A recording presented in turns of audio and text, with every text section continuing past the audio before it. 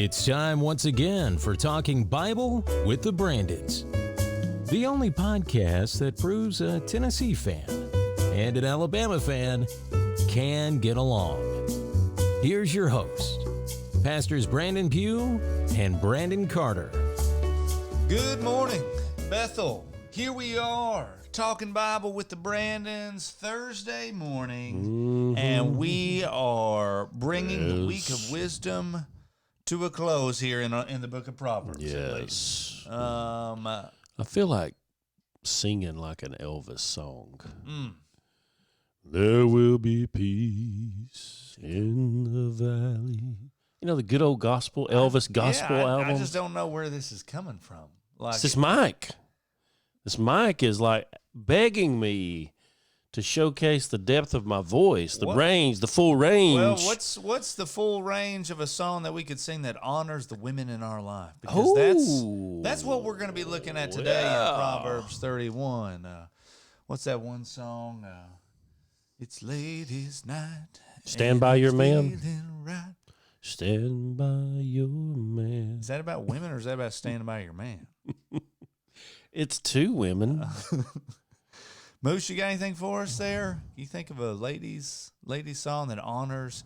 Hey, what about, you guys remember this one back mid-90s? I think it was like the first Mother's Day gift I ever gave to my mom that I went out and bought at the store by myself. It was the Boys to Men single, Mama. Oh. You guys remember that one? No. Mama, you know I love you. Okay. And then you do the bass That didn't part. help me. You know I love you. I don't know that song. I don't know it either. I'm the same age. So I made sure she took that to her work with her. And I was like, Mom, you got to be playing this song during the day. And I was like, I'm pretty sure she was not playing that like at her work. Shaolin, is a Christian rapper, and one of the few rappers I will listen to. He's really good. He's got one on like biblical womanhood on his Stories album, which I would recommend. Are we talking about the Proverbs 31 woman, biblical womanhood? Yeah. It's good. Well, because we're in a chapter, like in last week, right? We had a very manly. We did. Show talk yourself a last man. week. That's right. So this week, because this is one of the few chapters here that really focuses in on the ladies, I'm going to give Brandon an opportunity to tell us about what the verse it was that you highlighted here. Well, I didn't do the ones on the ladies. What, Brandon? Do you not care about women? Are you? I'm angry with my wife right now. So you didn't want to talk about the Proverbs 31 woman. Don't worry, we'll get to that, Bethel. All right, Brandon, but please. What was so much more I important? covered the first 9 verses. And here's why. Actually, these are words to King Lemuel. Yeah, Lemuel. who's we this don't know. guy? We don't know.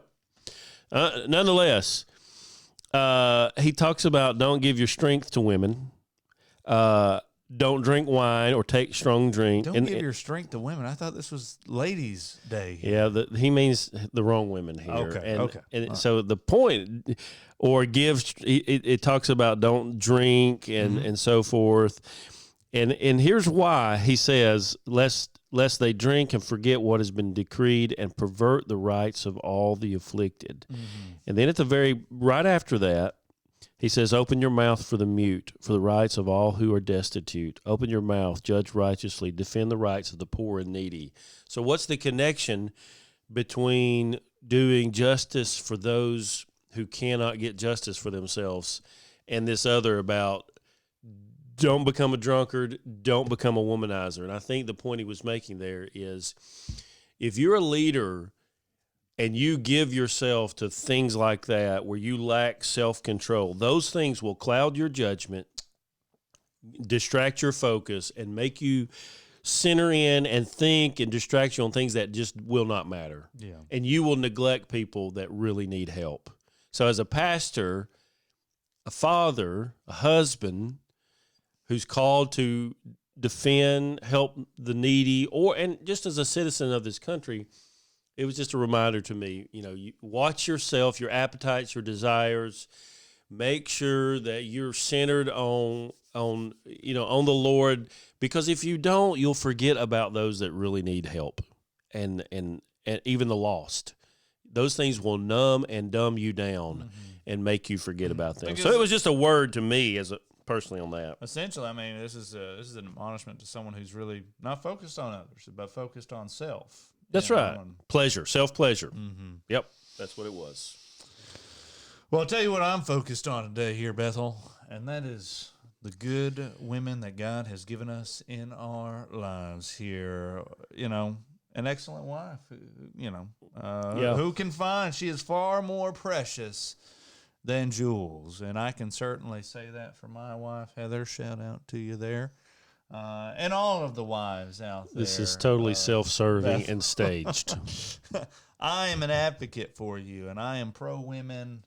And Brandon, he doesn't even want to talk about women, but I will. Oh, my goodness. We have a little fun with it here, Bethel. But yeah, so for me, like, guys, this is, you know, and I don't even, man, I was like reading through this and I knew we were going to be talking about it today. And I was like, man, I'm certainly not the subject matter expert on the Proverbs 31 woman. Whenever I look at this, I think, oh yeah, this is a good woman here. This is a woman that loves the Lord first and foremost. Well, how does she show that? Well, so in verse 30, it says, charm is deceitful and beauty is vain, but a woman who fears the Lord is to be praised. So, Heather, he just said you're not beautiful. oh, no. I did not say that. In fact, she knows better than that there. She just, for all of you guys, she just got her hair done recently. Oh, okay. And it's very nice. So Good. physical beauty is not an issue in the Carter house, babe. Don't worry about it. But this one right here, even as beautiful as my wife is as much of her physical beauty flourishes like a flower of the field, it pales in comparison to the beauty I see in her from her fear of the Lord. Oh. Here. And this, and guys, I'm just here to tell you right now, and I said this whenever I was looking for a potential wife, you know, pretty faces, dime a dozen out there. But the problem is with beauty, as we see right here in verse 30, it's vain, okay? Like a flower of the field, you know. It's like a ring in a pig's nose, an earlier proverb says. That's right, yeah. If you have a woman with beauty but without discretion. Yeah, who wants to live with that? I'm just being honest here. But yeah, I mean, that beauty is going to fade, but ultimately what I want and what's beautiful to me is a woman who lives with a reverence and for the Lord and a desire to live for him and to please him. To me, that's something that's worthy of honor and praise, and it's something that I want to be around constantly. That's something that I want modeled for my children to see.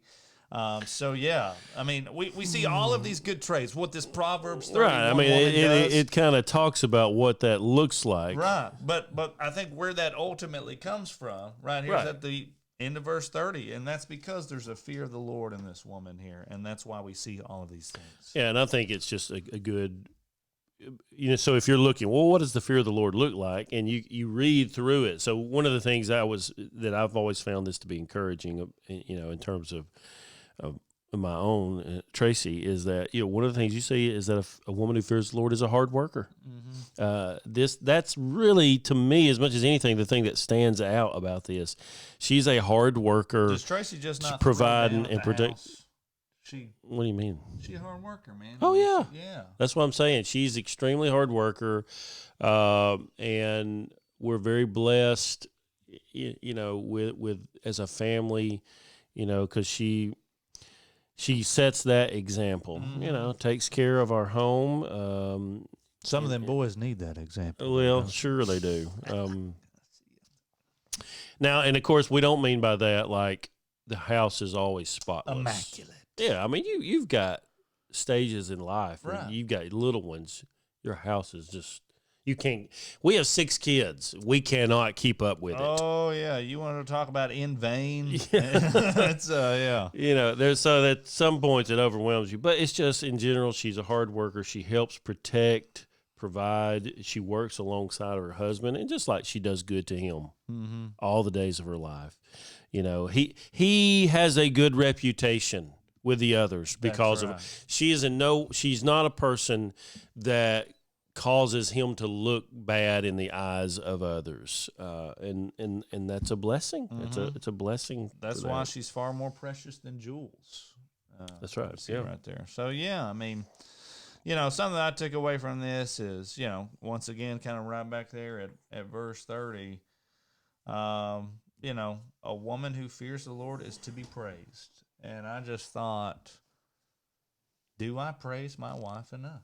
Yeah.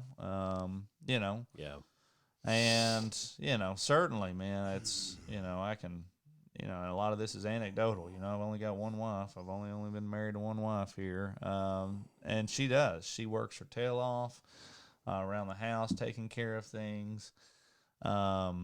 And she's worthy of praise because of it. And just me being totally candid, I don't praise her nearly enough as I should. In fact, I think it's very easy for us fellas to take it for granted or even take advantage of it as well. But yeah, a good wife is a good thing, and it's a blessing from the Lord there. And and she's to be praised. So fellas out there, if you're tuning in, if you're listening, you just don't have to buy flowers on Mother's Day, all right? Like, praise your wife, particularly if she's trying to exhibit these traits in our life. Not that I don't think there's ever been such thing as the perfect Proverbs 31 woman. I think a lot of women, they read that and they may even feel somewhat insecure, like, wow, I am not all these things. Sure. What word of counsel would you have for those ladies who maybe feel like they're in that position and they just fall woefully short of this Proverbs 31 standard? I mean, get it in gear. That's right. What's your problem? No, I mean, yeah, I think that's the case with all of these things. Mm-hmm. Yeah. I think you can fall into a kind of like, well, I'm never going to measure up to this. And so you don't even try. So that's wrong.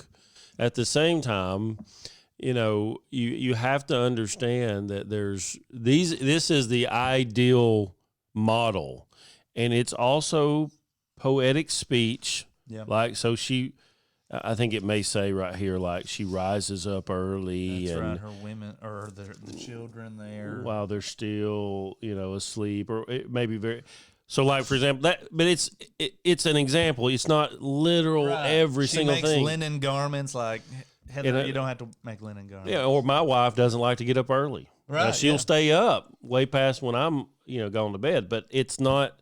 So you can't over literalize this. It's using a lot of poetic imagery. It's written for their culture. But just to say, right, there's grace. We're all getting there. We're trying to grow and learn. That's the issue. Are you trying to be? Mm-hmm. But by the fear of the Lord, by God's grace, resting in the forgiveness of Jesus and his blood, and yet also trying to, aspire to this and to grow, praying through these things, and drawing some general principle to this, and just saying, okay, maybe I need to work on that area. Let's take one at a time here. And, just work on those things and grow by God's grace through those things, and know that you're going to fall short, and you're going to have good days, bad days, good seasons, bad seasons. But, don't there's no condemnation for those in Christ. That's right. That's right.